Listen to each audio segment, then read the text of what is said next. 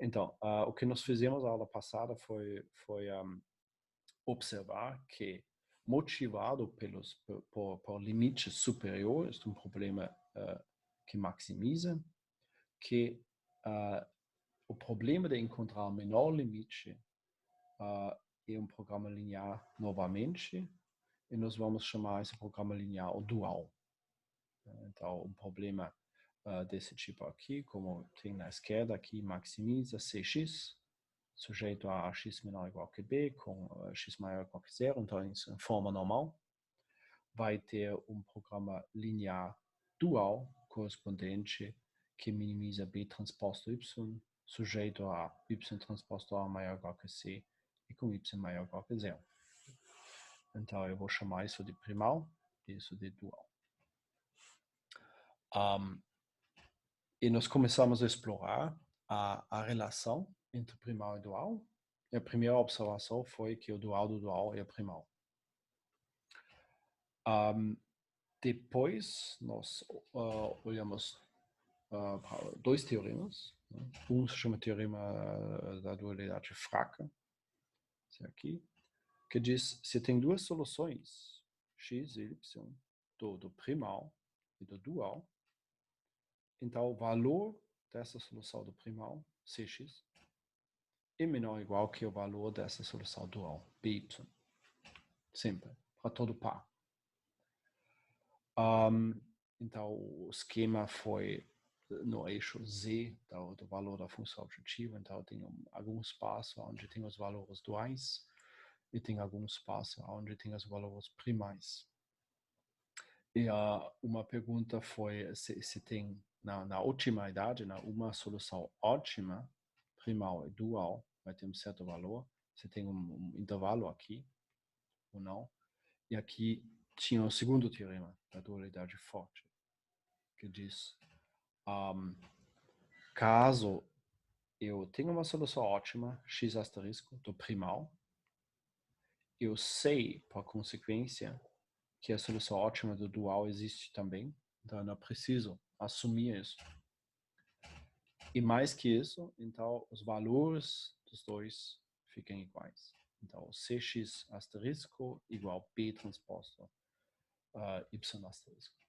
Na otimidade, então eles são iguais. Essa folga aqui, isso aqui não existe, de fato. Então eu poderia desfazer isso completamente. E desenhar como deveria ser o C transposto x asterisco igual b transposto y asterisco. Então, aqui vivem na esquerda valores de soluções primais, que são sempre menor ou igual que os valores de soluções duais, mas na otimidade os valores batem, são os mesmos. Então, isso foi uma primeira observação. Ok com isso?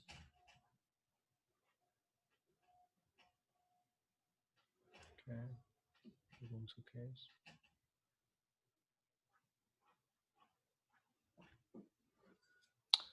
Que no momento parece ok. Então, formulem dúvidas, se vocês quiserem. A próxima coisa que nós exploramos é a relação então, entre primal e dual. E nós observamos que o caso primal, voltando aqui para caso primal ilimitado, o dual vai ser inviável. Então essas outras duas possibilidades não tem. E vice-versa, caso o dual ilimitado, o primal vai ser inviável. Isso vem do teorema da dualidade fraca, porque se um cresce sem limites, o outro não poderia assumir valores. O teorema forte basicamente está dizendo que se o primal é ótimo, o dual também tem um valor ótimo, eles têm o mesmo valor. E depois nós olhamos ainda para um exemplo de um caso muito mais raro, então eu coloco aqui, raro ou excepcional. É possível que tanto o primal quanto o dual fiquem inviáveis também. Não é muito intuitivo, talvez, mas também não é muito contra-intuitivo, é simplesmente a fact of life. Né? O fato da vida pode ser. Poderia ter sido diferente também, mas não é. Então, basicamente, nós vamos observar e reconhecer que nós temos simplesmente essa possibilidade também. É a relação entre primal e dual, as possibilidades.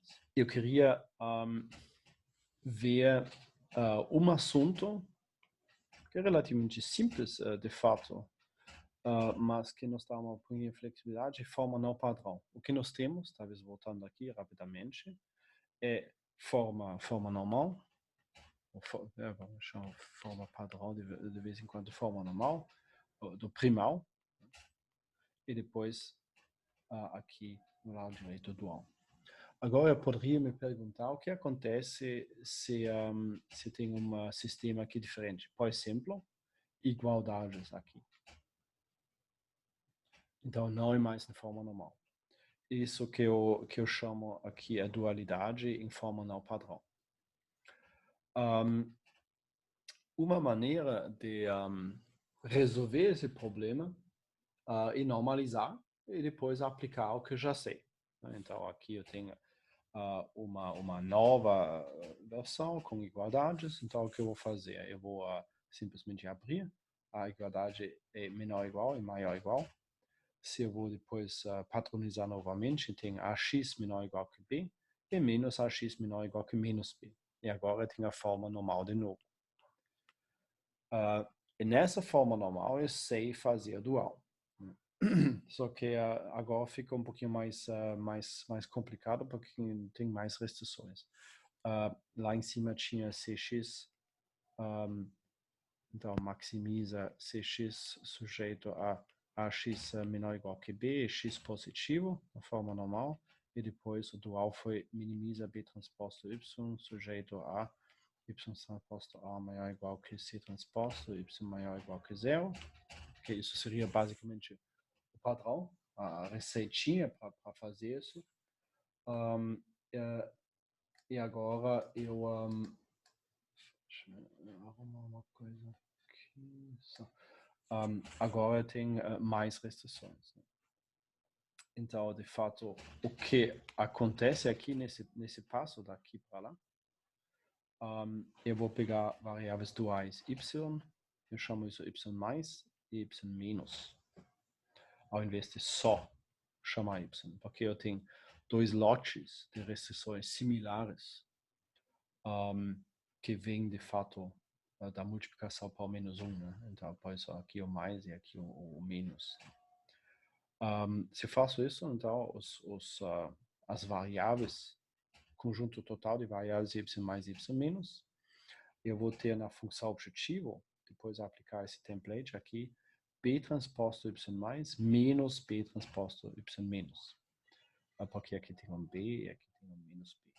A multiplicação dos lados direitos com as variáveis duais. E na condição, então, y vezes a matriz A maior ou igual que C transposto, agora vai ter que ser,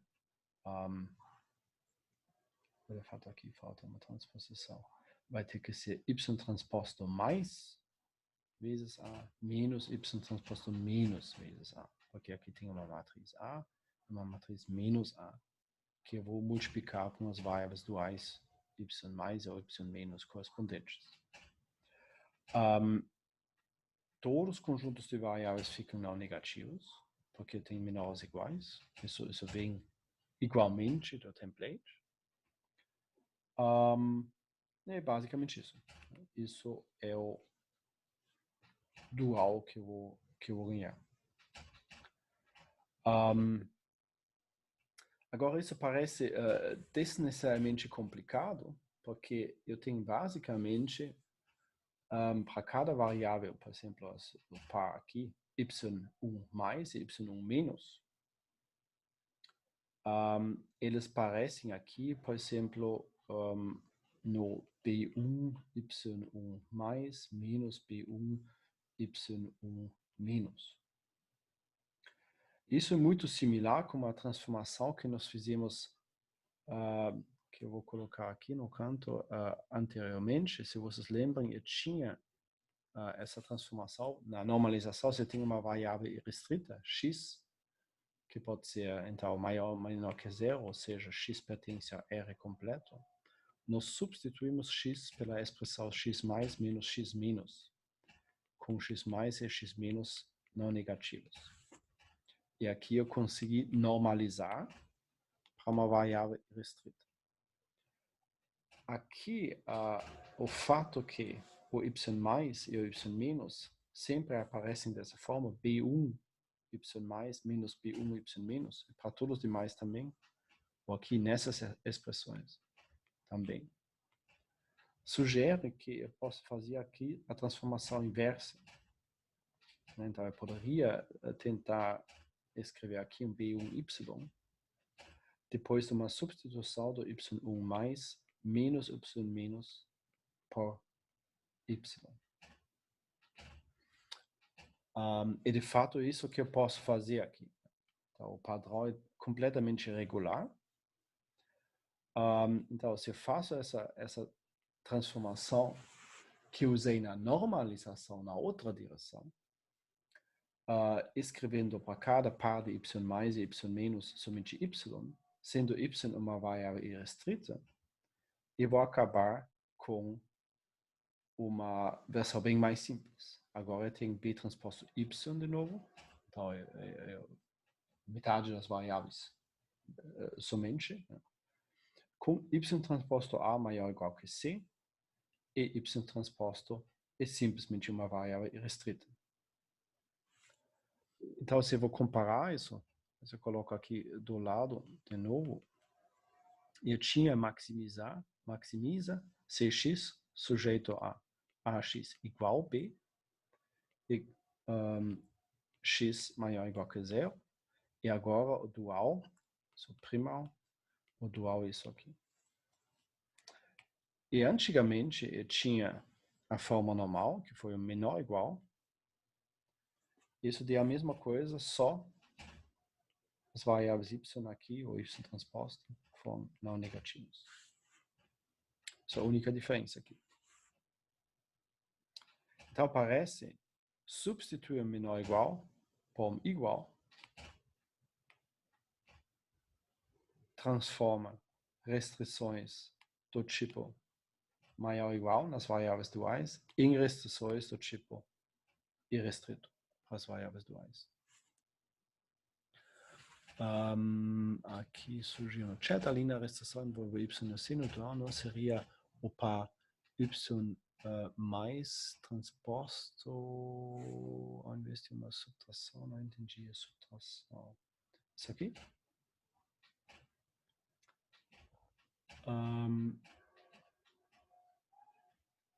Sim, eu acredito que isso se refere, deixa eu me limpar aqui um pouquinho, essa restrição aqui.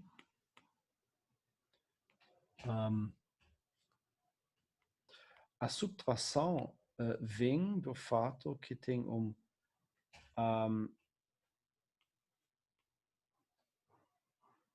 eu vou ter que limpar um pouquinho mais. Vem do fato que aqui tem uma matriz A e aqui tem uma matriz menos A. De fato, vamos ver se eu consigo fazer um outro cantinho aqui, né? O nosso padrão, vou repetir isso aqui. O nosso padrão está dizendo que se tu tens maximiza cx sujeito a ax menor ou igual que b com x positivo, no primal, no dual sai o seguinte, minimiza b transposto y sujeito a y transposto a maior ou igual que c transposto com y maior ou igual que zero, ok? Agora, isso em o programa linear em forma normal, ok?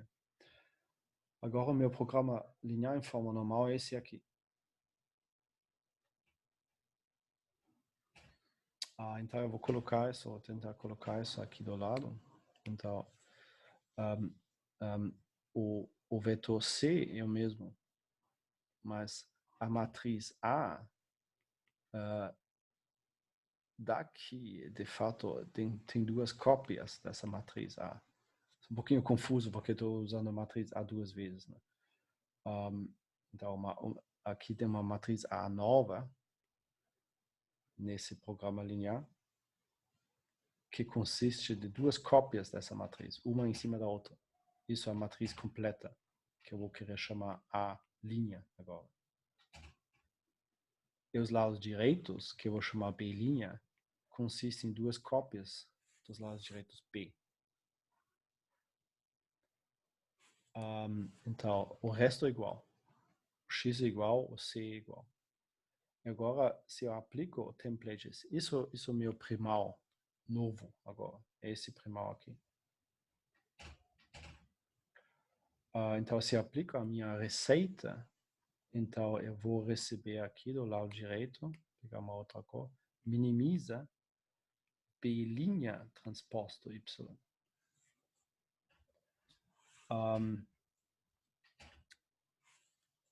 Mais ainda, assim, o y, eu tenho que colocar isso do lado y também, em vetor que tem todos y mais seguido pelos y menos. Aqui provavelmente eu vou ter que transpor isso também. Então, se eu vou expandir isso, eu vejo que o vetor B' e de forma transposta e B transposto menos B transposto multiplicado pelos vetores y mais e y menos. Isso dá a primeira expressão B transposto y mais menos B transposto y menos. Ok, isso dá essa função objetiva. Se eu faço a mesma coisa para as matrizes, deixa eu limpar aqui um pouquinho também, um pouquinho de espaço. Eu vou ver que eu preciso escrever sujeito a y transposto A', que é a nova matriz, maior ou igual que C transposto.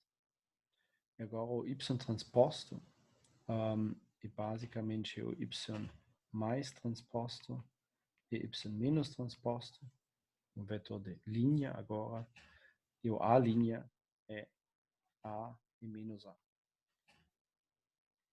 E agora sai essa coisa, y mais transposto A menos y menos transposto A. Isso vai ser maior ou igual que C transposto. Embora a última igualdade envolve uma propriedade de matriz que eu não conheço bem. Talvez a única coisa que vocês precisam saber... ok. Isso talvez é uma questão de álgebra linear. Que não está claro. Eu vou tentar fazer mais uma para poder acompanhar e talvez fazer mesmo depois, ok? Eu vou fazer uma coisa bem simples. Vamos multiplicar dois vetores, ok? 3, 1, 4, 1 é um vetor de linha com 2, 7, 1, não sei, 3. Okay. Como faço isso aqui? Bom, eu 3 vezes o 2 dá, não sei, 6, mais 1 vezes 7 dá 7, mais 4 vezes 1 dá 4, mais 1 vezes 3 dá 3, né? Então isso dá, whatever, 20. Isso faz sentido, right? Espero. Que faz sentido? Ok. Então, vamos chamar isso, não sei, vamos chamar isso, esse vetor seria o B transposto, esse vetor seria Y. Okay. Sim, um vetor, um D faz, tá? Mas agora eu quero fazer uma outra coisa. Eu vou te dar, eu vou pegar esse vetor B e dizer que isso é B1 e B2, onde B1 é o vetor 3, 1 e B2 é o vetor 4, 1, ok? Então, tu pode ver que o B transposto é nada mais que o B1 transposto e o B2 transposto. Certo? So, deitar o 3,1 e o 4,1 ao lado. Okay? E a mesma coisa eu vou fazer com o Y. O Y, talvez eu coloque isso do lado, o Y eu vou escrever como Y1 e Y2. onde o y1 é o 2,7 e o y2 é o 1,3. E aqui eu posso ver também que o y como um todo é só y1 em cima do y2. Okay? E agora eu posso escrever B transposto y como, expandindo aqui, B1 transposto, B2 transposto, vezes y1, y2. E agora vem o ponto importante. Eu não faço mais como eu fiz aqui, número por número, e número por número, e número por número. Eu faço bloquinho por bloquinho. Isso é nada mais que B1 transposto y1 mais B2 transposto y2. Okay? E agora tu vai multiplicar dois vetorzinhos 2 a 2 e dois vetorzinhos 2 a 2 e somar e sai a mesma coisa no final. Dá para verificar. Okay? Até agora, ok?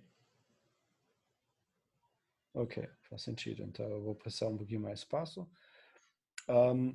O que eu fiz lá em cima é a mesma coisa, só com matriz e vetor. Então, se tu pega um vetor aqui, y1 e y2, e tu pega uma matriz, e vai fatiar em parte superior, em parte inferior. Então, a expansão dessa coisa é y transposto e deitar os dois vetores vezes Big Matrix em dois blocos, que tem que ser compatível. E aqui funciona exatamente igual. Tu pode fazer y1 transposto A1 mais y2 transposto A2. Que vai ficar igual.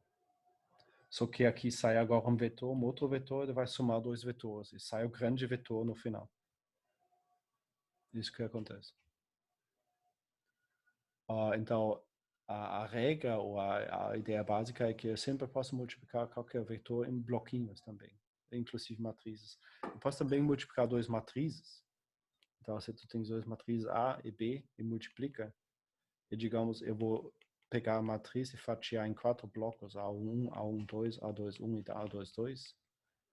E B, eu faço a mesma coisa, B11, B12, B21 e B22. Isso são blocos maiores, digamos, a matriz de 10, não sei, 12 a 12, esses são blocos 6 a 6. Então, o produto é A11, whatever, B11,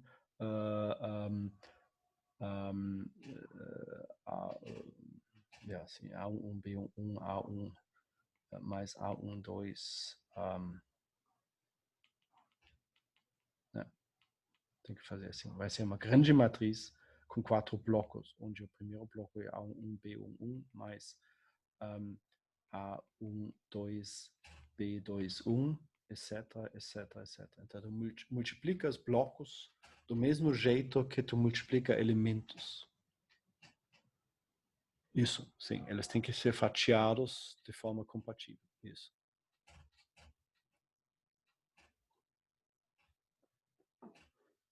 Isso, sim. É a mesma coisa. Então, eu sempre posso fazer em blocos. Isso, de fato, alguns algoritmos aproveitam esse tipo de coisa. Para fazer, por exemplo, multiplicação de matrizes de forma recursiva. Mas, ok.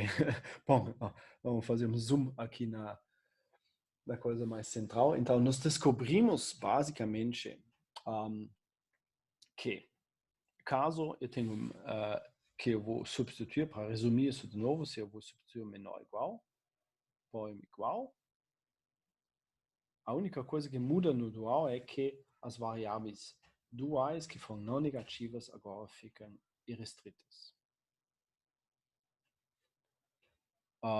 Isso é um elemento de uma tabela aqui.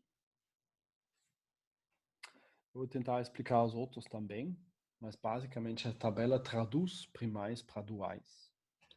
Então eu vou partir de um primal que é maximização. E o que eu já sabia é uma desigualdade menor ou igual produz uma variável dual não negativa. Ok, isso foi a forma normal. Okay? E aqui tinha o y maior ou igual que zero. Agora eu descobri que se eu vou pegar uma igualdade ao invés dessa desigualdade, a variável dual vai ser livre. E tem mais uma terceira, que nós não olhamos ainda, é se eu vou pegar uma desigualdade maior ou igual, então, a variável dual vai ser não positiva. Ou seja, menor ou igual que zero. Só isso. Então, eu posso traduzir igualdades, desigualdades, maior ou igual ou menor ou igual, simplesmente para variáveis duais correspondentes. É só, basicamente, o domínio da variável dual que muda em função do tipo de restrição no primal. E, de fato, o resto vem de graça, porque do dual para o primal, e por simetria, né, o dual e o primal igual. Então, você tem uma igualdade no dual, vai ser uma variável primal livre, etc. O básico que tinha no dual é maior ou igual, e uma variável primal não negativa. Então, isso foi variável primal não negativa, e aqui o maior ou igual.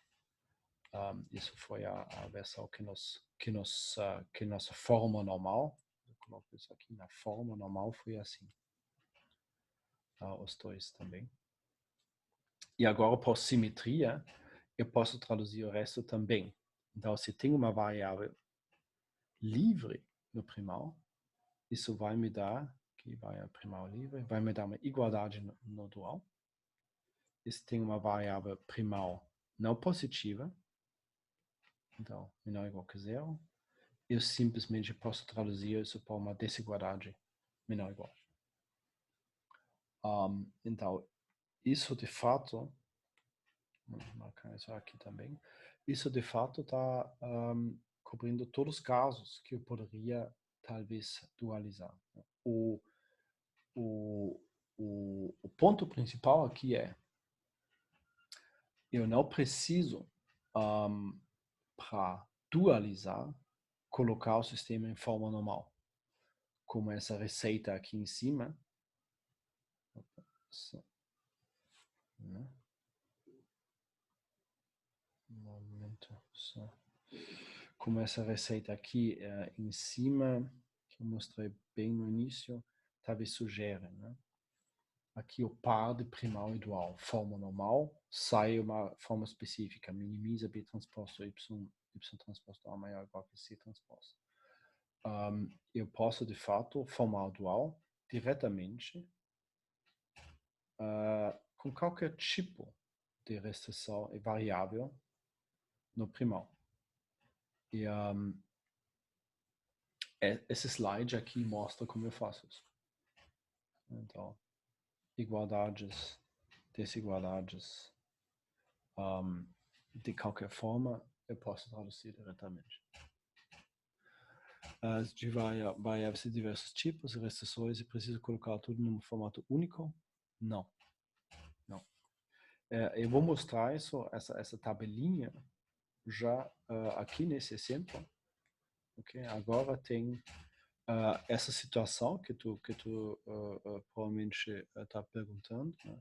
Aqui tem uma variável não negativa e uma outra variável x3 não negativa, mas a variável x2 é irrestrita. Em maximização isso está ok, mas aqui tem um igual, aqui tem um menor igual. Então, eu sei que restrições correspondem com variáveis duais, uma igualdade corresponde com uma variável dual livre. Então, eu sei que aqui eu vou ter uma variável dual livre. Enquanto essa restrição é menor ou igual, corresponde com uma variável dual, y2, não negativa. Isso me dá o domínio das variáveis duais. Agora eu vou olhar para as variáveis x1 é maior ou igual que zero, x3 também. Então, a variável primal não negativa, isso é normal, dá uma desigualdade maior ou igual na forma normal. Então, isso daria na forma normal maior ou igual. Isso é maior ou igual, isso dá maior ou igual. Enquanto uma variável primal livre e restrita vai dar uma igualdade. Então, eu posso escrever, aplicando essas regras, o dual. Ele vai minimizar 2y1 mais 5y2. Isso não muda. Mesma coisa. Multiplica, vamos pegar uma outra cor, os lados direitos com as variáveis duais. Mas depois continua com o sujeito A. A primeira restrição, que corresponde com x1, vai ser maior ou igual. Então vai dar y1 mais 6y2 maior ou igual que 3.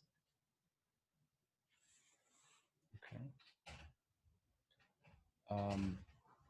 Momentinho, isso faz sentido. Aí nós temos a não negativa maior ou igual. Sim, maior ou igual que 3. Isso vem dessa coluna aqui. Para o x2 é restrita, vai ser uma igualdade. Vai ser 5y1 mais 5y2 igual a 1, que é o coeficiente aqui. E finalmente, a coluna x3 vai ser x3 maior ou igual de novo, vai ter 9y1 mais 3y2 maior ou igual que 4. E o domínio das variáveis duais é y1 é restrito e y2 é maior ou igual que 0.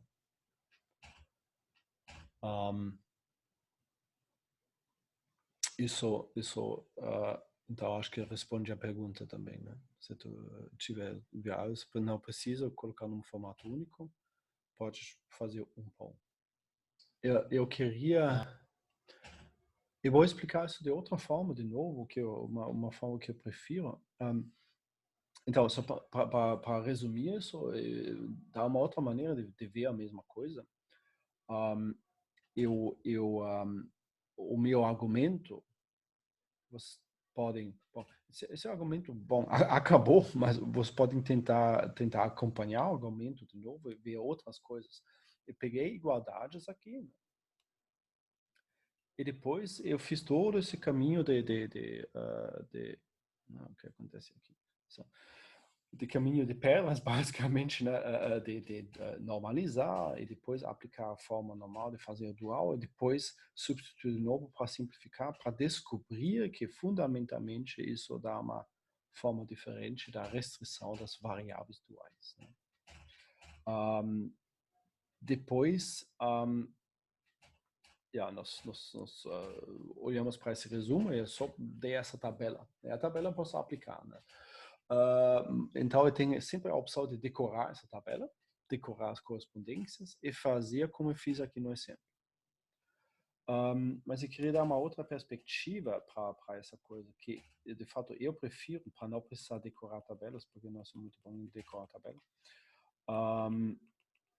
Que é o seguinte, se vocês lembram da primeira aula que nós fizemos, a primeira aula foi introduzir multiplicadores duais para dar limites. Eu queria limitar a função objetivo por alguma combinação linear das linhas. Então, por isso eu multiplico com y1 aqui, eu multiplico com y2 aqui, né?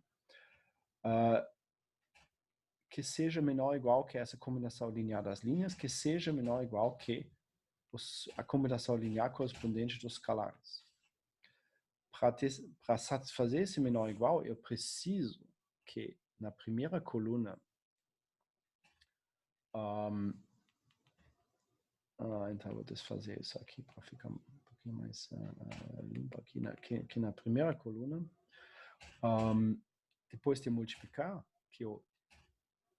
Então, eu vou multiplicar isso explicitamente. Eu vou multiplicar tudo com y1 aqui, né? Isso é a ideia. Eu vou multiplicar tudo com y2 aqui. Isso é a ideia do multiplicadores. E aqui também. y1, y2. Mas que nessa primeira coluna, então, o 3x1 seja menor ou igual que essa expressão. Okay? O motivo de manter o maior ou igual aqui é porque tinha um sentido da desigualdade. Se eu pego um y2 negativo, o sentido dessa desigualdade vai virar. Mas na primeira equação, que tem uma igualdade, não tem motivo nenhum para multiplicar uma coisa somente positiva. Eu posso multiplicar com coisa negativa também. Né? Então, isso fundamentalmente é a primeira observação que eu posso fazer.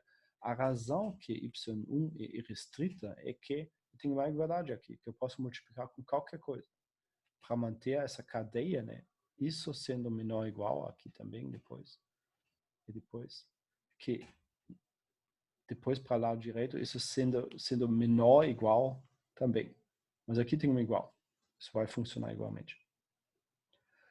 Então, e similarmente, né, se eu tivesse aqui mais uma que dá maior ou igual, eu vejo que a direção dessa igualdade não funciona. Eu quero um menor ou igual. A lógica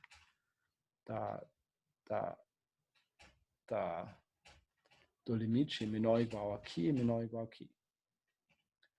Então, para contornar isso, eu deveria, caso tivesse essa aqui, multiplicar com y3 que é menor ou igual que zero.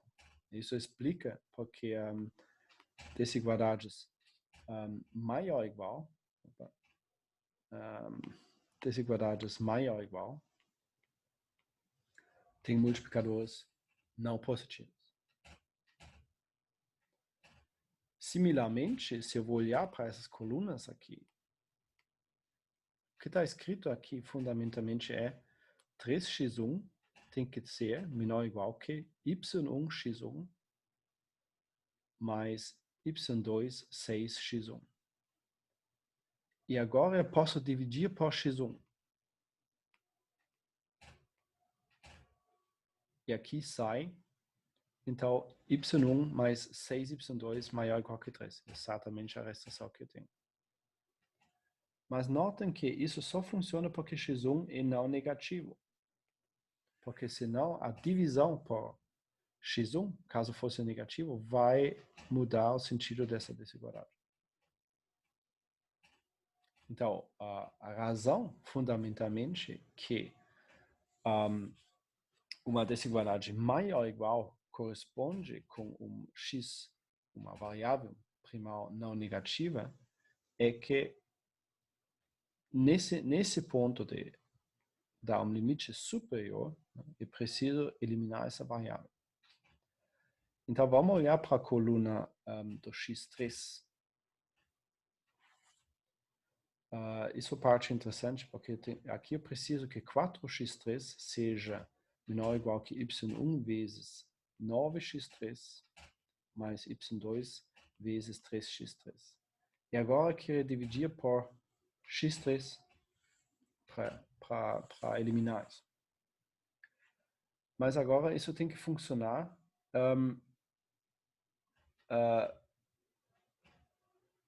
não, x3, sorry. Coluna errada. Eu queria olhar para coluna x2. Porque isso é a variável irrestrita. Então aqui tem x2 tem que ser menor ou igual que y1, 5x2, mais y2 vezes 5x2. E agora eu queria dividir por x2, mas agora eu vejo que o x2 é uma variável irrestrita. Então, caso x2 é positivo, tudo bem, então isso aqui vai ser 1, se mantém. Mas caso x2 é negativo, a direção vai virar aqui. Então, o único jeito de manter isso funcionando sempre é exigir uma igualdade aqui. Então, eu preciso que 5y1 mais 5y2 igual 1. Eu vejo aqui, então, que isso é exatamente a igualdade que tem. Então, a razão fundamental que uma variável irrestrita corresponde com uma igualdade é que é somente assim eu consigo manter a lógica dos limites aqui. Okay?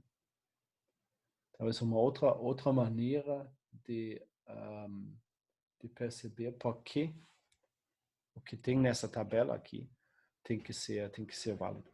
Né? Então, o que nós discutimos aqui foi agora variável primal livre corresponde com igualdade aqui. E as outras correspondências saem de uma mesma lógica. Isso faz sentido aqui?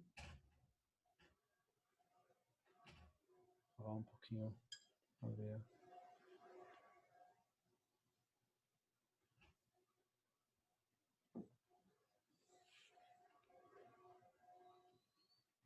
Isso fundamentalmente nos dá a liberdade de pegar um programa linear qualquer, maximiza, minimiza com variáveis não negativas, não positivas, igualdades, desigualdades, e formar o dual diretamente. Isso que se faz na prática. Não vou normalizar antes de dualizar. Você não está reduzindo os domínios das soluções, forçando uma igualdade. De alguma forma, sim. Mas eu fico forçado, né, de fazer isso, porque para ter um limite superior, eu estou maximizando uma função objetiva e quero um limite superior, que sempre é válido. Então, a função objetiva, a função objetiva z aqui, é alguma coisa que tem que ser menor ou igual que alguma expressão sempre. Sempre quer dizer para qualquer valor de x. Em particular para qualquer valor de x2. E para isso ser sempre correto, isso me força a colocar uma igualdade aqui. Então, num certo sentido, eu diria que eu não estou forçando uma igualdade, eu estou forçado de usar uma igualdade. Porque caso a solução ótima tenha x2 igual, o dual poderia ter essa constraint no formato menor igual, pensando à primeira vista, sim, exatamente. Sim. Isso é verdade. Sim. Se tu sabe que a solução ótima tem x2, digamos, maior ou igual que zero, eu já posso julgar isso como restrição aqui no sistema, né? E de repente agora tem uma variável não negativa. E boom, eu tenho uma outra desigualdade maior ou igual aqui. E pronto. Então, se tu tens esse conhecimento, dá para adicionar essa restrição que expressa esse conhecimento e depois o dual é diferente. Mas então tu vai cortar parte do espaço de soluções. Geometricamente, o que acontece, né? Isso simples, talvez ver no desenho. Então, só tem duas variáveis, digamos, ok. x1 é restrito, pode ser qualquer coisa, mas x2 é maior ou igual que zero. Então, o meu espaço de soluções aqui está limitado para isso aqui, para cima. E talvez tenha mais restrições. Essa aqui. Okay? E agora, o espaço de soluções factíveis é tudo isso aqui. E como x2, x1 é restrito, talvez eu deveria deixar essa aqui para cima, para deixar aberto aqui do lado, ok? Então aqui vai para infinito. Aqui vai para infinito. Está aberto, porque x1 é restrito. Agora, se a função objetivo vai nessa direção, vai ser limitado mesmo. Porém, se a função objetiva vai nessa direção, aqui a solução ótima está nesse ponto. E aqui tu pode dizer, bom, então eu sei que os valores negativos do x1 não interessam e colocar essa restrição a mais. E agora o dual é diferente também. Eu tenho uma outra restrição maior ou igual. que não é mais aberto. Essa parte do espaço se foi. Mas isso só porque a função objetiva cresce na direção de x1. Agora, se ela, de novo, né, cresce nessa direção, agora o resultado é diferente. Antes foi ilimitado e agora vai bater, não sei, nesse ponto aqui ou nesse ponto aqui, que são os mesmos. Sim, ao cortar os passos das soluções do primal e aumenta os passos das soluções do dual, isso me parece contraintuitivo. Talvez, sim. É assim, eu vou tentar explicar isso num outro contexto novo. Eu vou fazer uma segunda tentativa nessa questão da intuição depois. Eu quero introduzir mais coisa que alimenta a intuição. Yeah, sim. Então eu vou um pouquinho para frente e tentar dar uma segunda resposta sobre isso. Mas o fato é isso. Então, geometricamente, isso que acontece. E se tu sabe isso, introduz essa restrição, de fato, sim, isso vira maior igual aqui. Somente.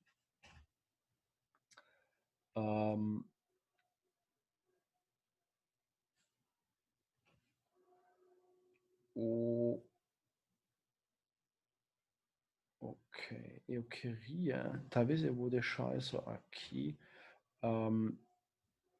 Eu queria, talvez eu vou deixar esse. Aqui tem um segundo exemplo, que é um problema de transporte que nós, acredito, já discutimos, mas acho que eu vou deixar isso para eventualmente para aula que vem como exercício. Vou deixar no momento como exercício. O ponto desse slide é que eu não somente posso aplicar essas regras de forma explícita, como nós fizemos aqui, mas eu posso aplicar isso também para problemas completamente. Né? E aqui tem as quantificações do lado direito. Isso normalmente é a forma mais interessante. Tem alguma formulação de um problema, aqui o problema de transporte, eu posso formar o dual diretamente. Então, talvez vocês tentem dualizar esse programa linear. No início da aula que vem, eu queria discutir eu vou discutir o dual disso. Isso vai ser um pouquinho mais difícil porque eu tenho múltiplas restrições em uma só. Aqui eu vou ter que ter múltiplos multiplicadores duais também. Mas eu queria pular isso no momento para poder eventualmente responder essa dúvida e mostrar uma das coisas, ou mais duas coisas principais. Primeira coisa que eu queria, de fato, é uma sequência de 3 coisas, de fato, para gerar um pouquinho mais de intuição sobre a relação do primal e dual. Então, nós vamos explorar um pouquinho mais ainda o que acontece. O primeiro que nós temos aqui, primeiro se chama o teorema de folgas complementares. Isso já ajuda um pouquinho a relacionar os dois. Que simplesmente diz, para soluções ótimas do primal e do dual, um par são soluções ótimas do primal e dual, se somente se essas duas igualdades são satisfeitas. Aqui eu vou ter que desfazer isso um pouquinho, mas basicamente, se vocês olhem no sistema primal, que foi maximiza Cx sujeito a x menor ou igual que b, o b menos ax maior ou igual que zero, que é uma forma equivalente, é basicamente aqui a folga do sistema primal.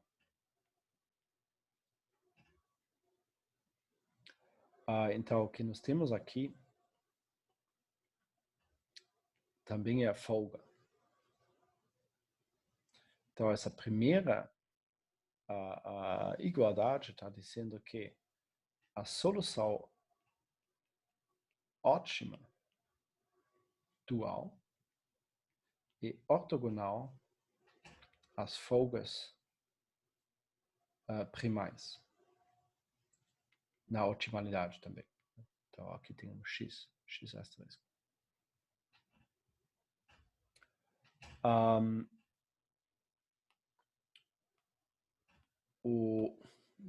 Deixa isso aqui.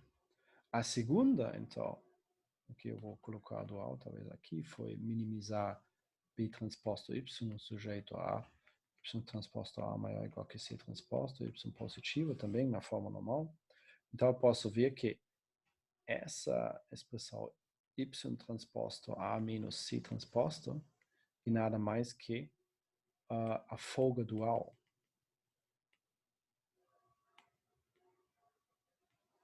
Na otimalidade. Então, em outras palavras, aqui está escrito que as folgas duais na otimalidade, de novo, são ortogonais à solução primal.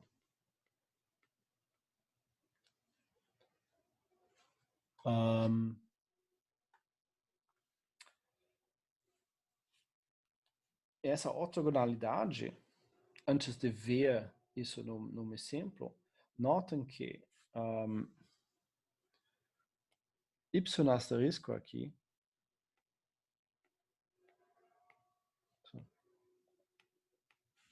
tem um problema aqui. Y asterisco é maior ou igual que zero. E as folgas B menos AX asterisco também são maior ou igual que zero, pelas restrições aqui. Então, eu faço produto de dois vetores que são maior ou igual que zero, componente por componente. Como isso é possível? Então, de fato, eu estou dizendo o seguinte, eu tenho um vetor que está no primeiro quadrante, x1, e um vetor, não, talvez não deveria chamar x1, então chamar vetor 1, e um outro vetor. E o produto é zero, então eles são ortogonais. A única maneira de ter isso é que, então isso de fato não existe, que o V1 é aqui e o V2 está lá. Porque eles fazem parte do primeiro quadrante. Então, de fato, como isso é válido no nível de vetores, isso vai ser válido no nível de valores também. Então, para cada, uma consequência disso é que para cada componente, eu vou fazer mais uma rascunha aqui. Nós falamos que y asterisco transposto vezes ax b menos ax asterisco igual a zero. Vou chamar esse vetor w das folgas. Então aqui está escrito o y asterisco transposto vezes w é zero.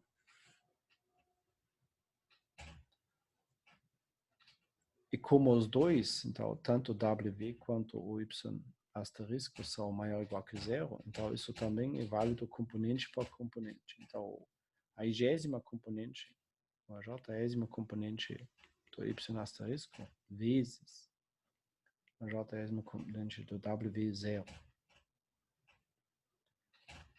Que eu posso reescrever de outra forma também. Caso uma variável dual na otimalidade positiva, então necessariamente a folga é zero. E vice-versa. Caso uma folga é positiva, então a variável dual necessariamente vai ter que ser zero. Isso, por isso se chama o teorema de folgas complementares, porque isso é complementaridade dessas duas variáveis. Se uma é positiva, a outra vai ter que ser zero e vice-versa.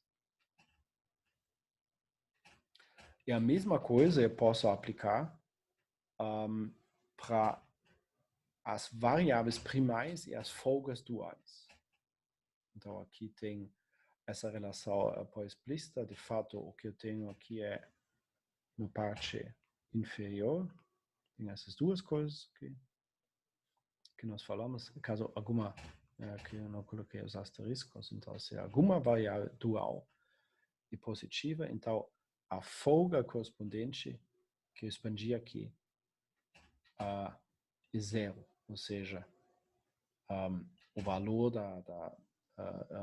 o valor do lado da esquerda é igual ao valor do lado direito. Isso quer dizer folga zero. E vice-versa. Caso a restrição não é satisfeita com igualdade, a variável dual é zero. Okay. Então, por simetria, isso vale nos dois lados, mas isso dá uma primeira indicação o que acontece, então eu vou fazer um gráfico aqui, entre primal e dual. Então, supondo que em duas dimensões eu tenho um primal que tem uma série de restrições aqui, uma função objetiva que talvez cresce nessa direção, e por isso a solução ótima está aqui. Nós sabemos que com cada das restrições corresponde uma variável dual. E a questão é na otimidade, então isso é o meu x asterisco, a solução ótima. Quais valores duais têm um valor diferente de zero?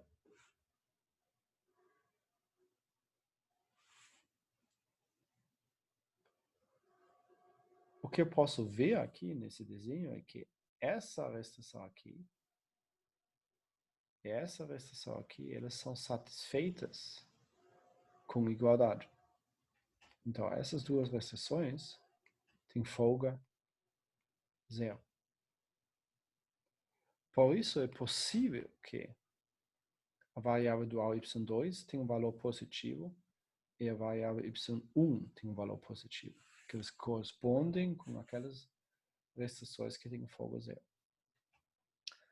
Se eu vou olhar, porém, nessa restrição aqui, e a variável dual y3 correspondente, aqui, essa restrição tem uma folga positiva, que eu chamei W, então se um W3 maior ou igual que zero, maior que zero.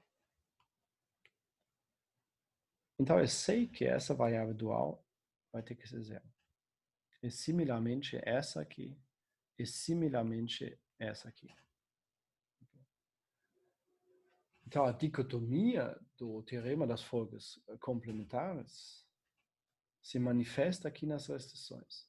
As restrições que seguram a solução ótima, eles possuem potencialmente variáveis duais,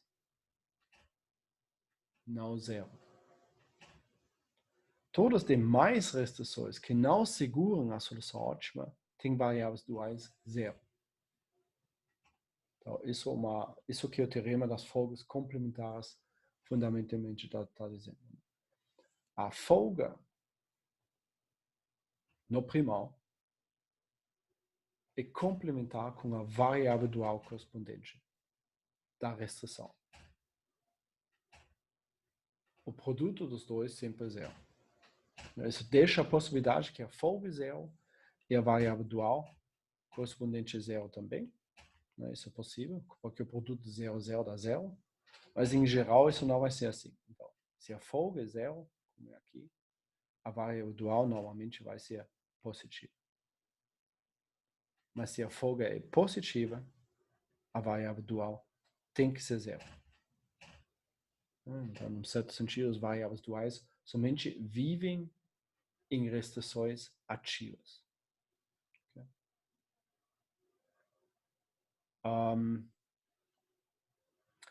Isso dá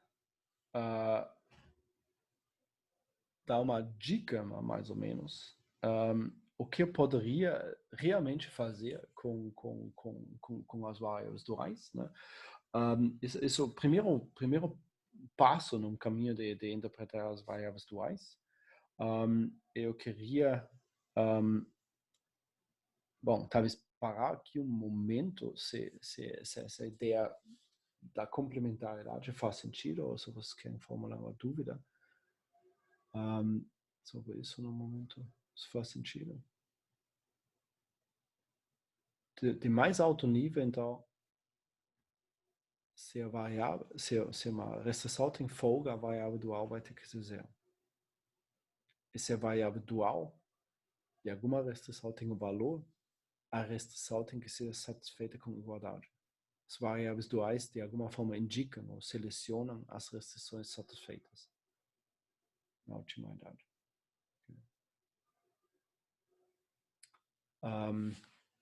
Eu vou... essa relação é importante, manter na mente, mas dá para concretizar mais. Então, de fato, eu vou pular essa coisa aqui e diretamente ir para esse slide aqui. Porque isso combina bem nesse momento com essa observação do termo das folgas complementares. Que dá uma interpretação direta das variáveis duais. Que tem um teorema que diz, basicamente, se um sistema possui pelo menos uma solução básica ótima não degenerada, que eu vou ter que explicar ainda, ok? Então, existe um epsilon qualquer para pequenas perturbações t, tal que esse programa linear aqui tem uma solução ótima com valor z asterisco y asterisco transposto vezes t. Isso de fato precisa ser desfeito um pouquinho, mas depois isso nos dá uma interpretação direta do que as variáveis duais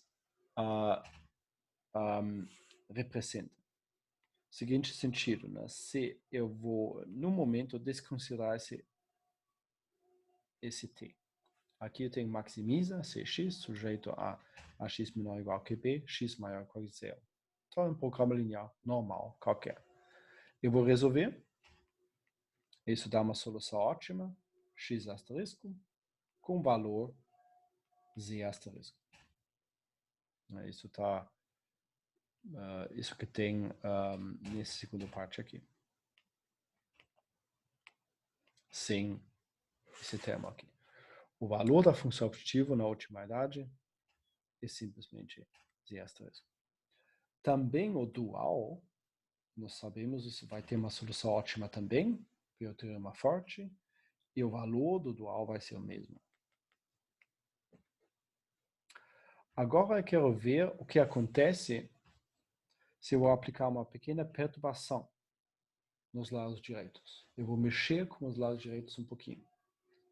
Essa pequena perturbação é realizada por somar um vetor t. Eu chamo isso de perturbação porque as componentes do t são menor ou igual que um epsilon. E epsilon é uma quantidade positiva pequena. Então eu vou mexer somente um pouquinho nesse vetor. Então, geometricamente, tem um vetor b aqui. E depois eu vou somar um pequeno t. Então, tem um raio de no máximo epsilon aqui. E aqui um vetor t. Em cada componente. Então, isso é o vetor. Depois, aqui sai um vetor b perturbado. Talvez esse aqui. Ou esse aqui. Mas não fundamentalmente diferente. Isso é a perturbação aqui do lado direito. Agora, se eu faço essa perturbação nos lados direitos, eu posso me perguntar o que acontece, então, com o valor da função objetiva. E o valor da função objetiva está aqui. O novo valor da função objetiva e o valor antigo e muda proporcional à perturbação t vezes a solução dual. Então, a solução dual, de fato, representa, isso diz que a solução dual representa a variação da função objetiva por unidade de variação dos lados direitos. Porque eu estou variando, de novo, eu estou variando os lados direitos em unidades de t e a função objetiva reage em unidades de t vezes y asterisco. Isso, de fato, é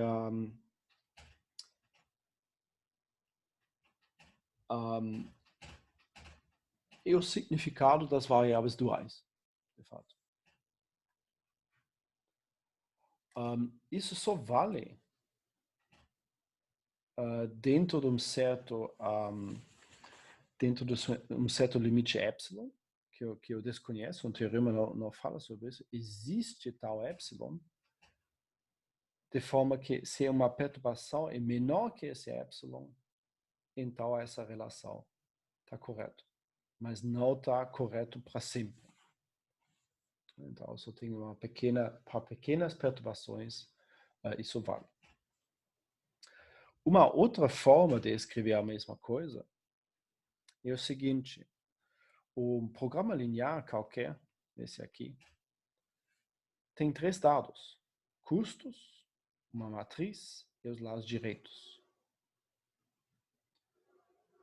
Então, eu poderia escrever o valor da função objetivo como uma função que depende dos dados A, B e C. Então, se eu faço uma perturbação dos lados direitos, isso quer dizer, eu faço a derivada parcial para algum lado direito B. Mexe a jésima lado direito B. E a resposta é: isso é o jésimo multiplicador dual.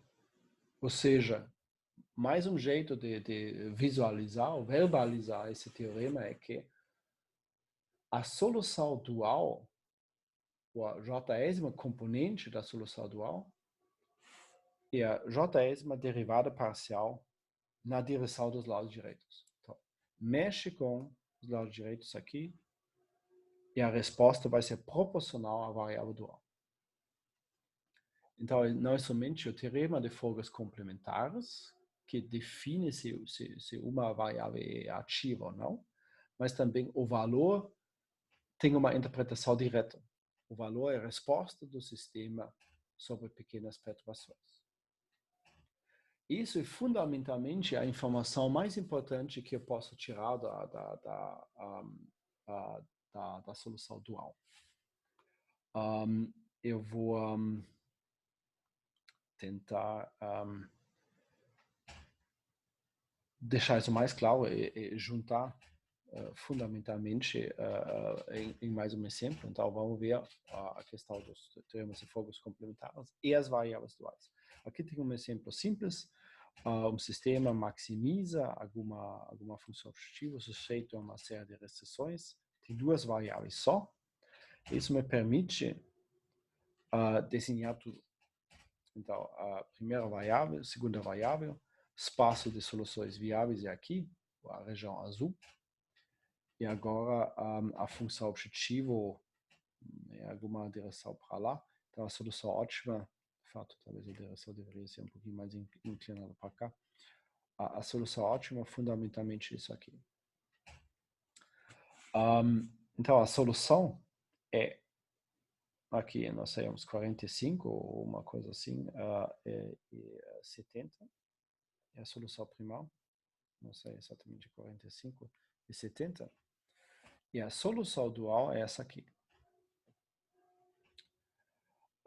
Então, eu posso ver de novo, né, uma restrição que tem uma folga, tem uma variável dual correspondente a zero. As variáveis duais aqui são y1, y2, y3, y4. Então, aqui, aquela que limita C para ser menor ou igual que 80, isso aqui vai ser y3. Então, y3 aqui é zero. E, similarmente, essa restrição aqui, restrição 9, tem uma variável y2 igual a zero, porque ela tem uma pequena folga.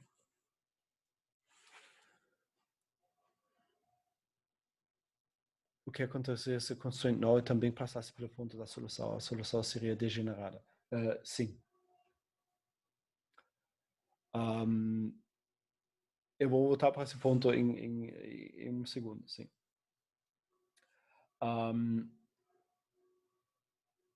Então, nesse caso, eu posso ver que as duas restrições, deixa eu limpar um pouquinho aqui, as duas restrições que seguram esse ponto de otimidade são essa aqui e essa aqui.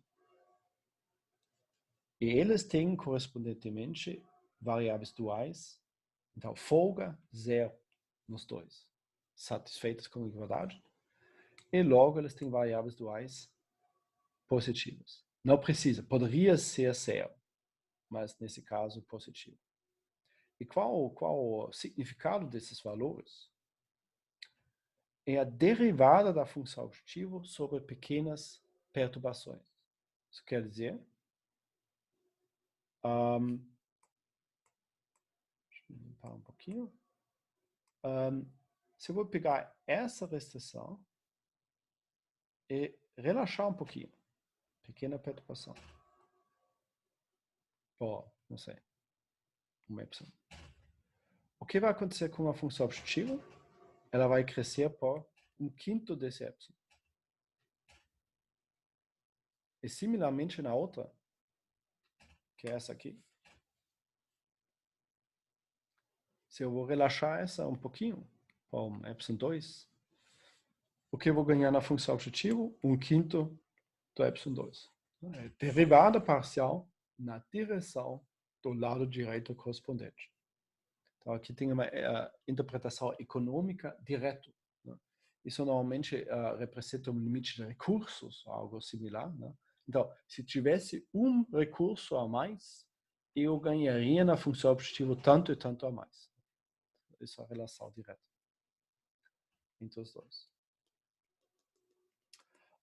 Então, isso, de fato, esse teorema é mais forte que o teorema das folgas complementares, porque não somente me dá essa complementaridade, mas também me dá o valor que a função objetiva cresce. Porque no teorema das folgas complementares, eu posso ver por que y3 igual a zero aqui. Se eu vou relaxar essa restrição para uma unidade aqui, o que eu vou ganhar na função objetiva? Nada. Porque essa restrição é irrelevante para a solução ótima. E por isso é zero. É isso que o teorema das folgas complementares diz. Se a restrição não é satisfeita com a igualdade, se a restrição não segura a solução, relaxar ou mexer com essa restrição não tem efeito na função objetiva. E por isso a variável dual correspondente é zero. Isso é uma outra forma que eu poderia ver ou entender o teorema das folgas complementares. A dúvida, Frederico, aqui, se 9 passasse também pelo ponto, sim. Primeiramente, o sistema vai ser degenerado. E agora tem três restrições que seguram o mesmo ponto. Então, se eu vou mexer com qualquer uma das três, a solução ótima não se mexe. E a função objetiva fica igual, porque tem mais que dois que seguram. Né? Então, relaxando somente uma, não faz diferença. E nesse caso, o teorema não se aplica, porque o teorema quer que possui pelo menos uma solução básica ótima não degenerada. Porque nos outros casos, então, normalmente não acontece nada. Então, as variáveis duais não têm esse sentido. Eles podem ter, nesse caso, eles podem ter valores positivos também, mas eles não representam mais a derivada parcial da função objetiva nesse ponto, porque tem mais restrições que seguram. E aqui a derivada parcial vai ser zero. A função objetiva não se mexe. Nesse caso. Okay.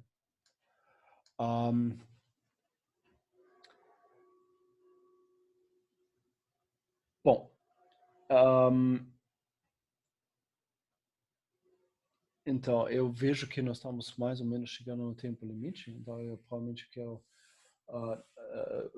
eu quero fazer um comentário final, basicamente terminar com isso no momento, mas Então, o resumo das duas coisas que nós olhamos, teorema das folgas complementares, esse teorema que dá, é que nos dá uma interpretação, que eu chamo de interpretações dos duais. Isso talvez é a interpretação mais importante, para resumir isso.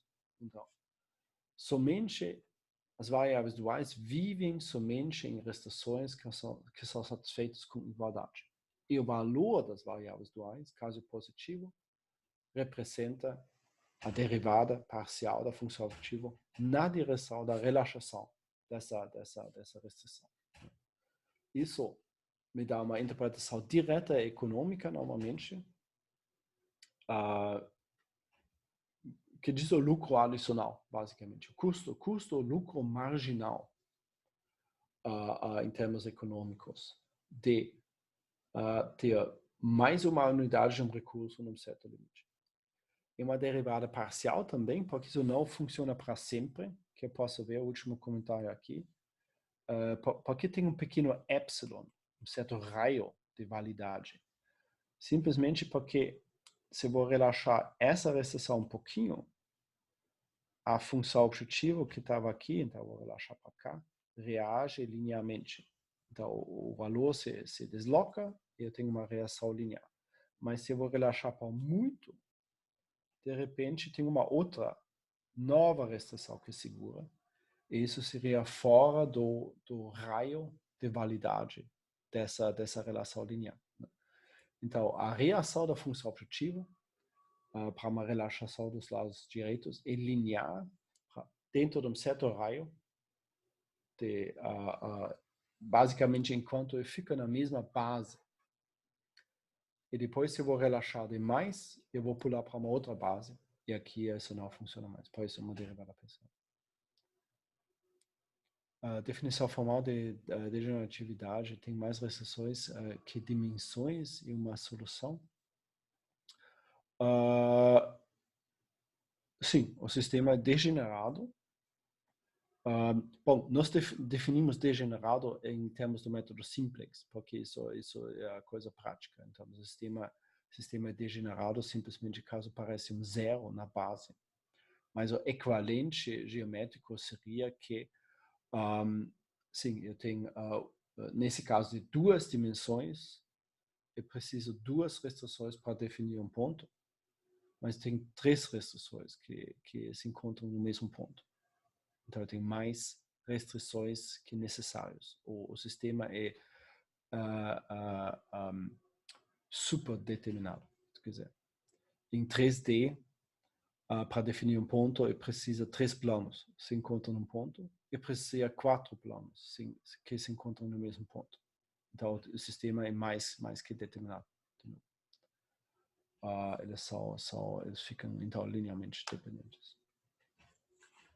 Essas restrições. Okay. Bom, então. Good night and good luck.